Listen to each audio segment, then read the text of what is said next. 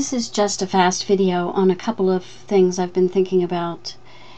One, if you look in the low bar, is something that appeared in last week's New Scientist. It's a review of a new book that was just published called Infinite Reality. And it is about virtual reality and what virtual reality will do to us and to our sense of identity, our sense of who we are in the world. It's a pretty intriguing idea. I have the book on order, but it takes a long time to get them here. It'll take me, it has to be ordered from America, so it'll take me at least 2 weeks probably to get the book. But the review itself was intriguing enough that I thought I would just let you guys take a look at it and see what you make of the idea that gamification is going to mean something immediate for our sense of identity in the world. Reading just little parts of the New Scientist, it talks about get ready for virtual immortality, teleportation, time travel, and the ability to be in 2 places at once.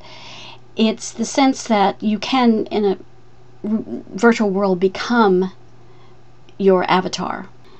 Then the book explores exactly what this alteration in our identities might actually mean. One sentence I found particularly intriguing was this one. They warned that as avatars become a larger part of our daily lives, we will become more susceptible to identity theft, privacy violations, and high-tech, individualized guerrilla marketing delivered by your virtual self. That seems a very strange way to phrase it, and it does put you in mind of something like maybe Inception, and the fact that advertisers and corporate interests are likely going to be behind a lot, as they are now, of what happens online. And it might be worth thinking a little bit about giving this much access to our identities to interests that only want to maximize their own profits. I mean, maybe I am just being a little paranoid, but I find that interesting. It also put me in mind of one of my favorite novels, which is Infinite Jest. I've talked about Infinite Jest a couple of times before. And in Infinite Jest, if you haven't read it, or if you haven't read it in a while, it revolves around the Infinite Jest itself, which is a movie. And it's also called, in the novel, I think it's called The Entertainment. It is so entertaining to viewers that they lose interest in life, and many of them spend their days in fetal positions, and it's a kind of a form of visual suicide, which is really weird when you think about identity and what's something that makes you into something passive using an avatar in a virtual world, what that will mean for us and for our future as human beings. Will it mean anything? Will it mean nothing? I'm not sure, but it does bother me a little bit. It really does.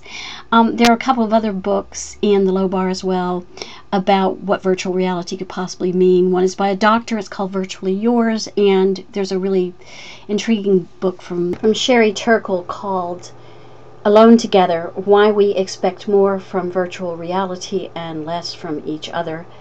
So check those 2 links out if you have the time.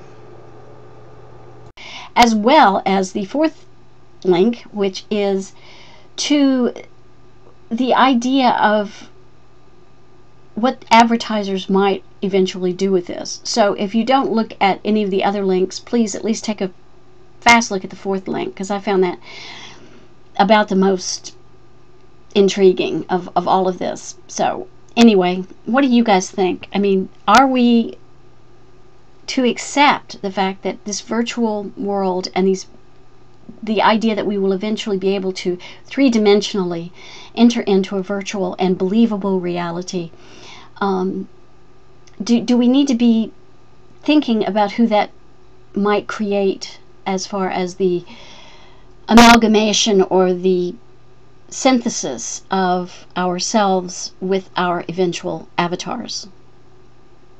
What is the way forward? How do we become fully realized in the virtual world without losing some part of who we are as individuals in what we call now reality? I'm just curious. And I'd like to know what you guys think. Take care.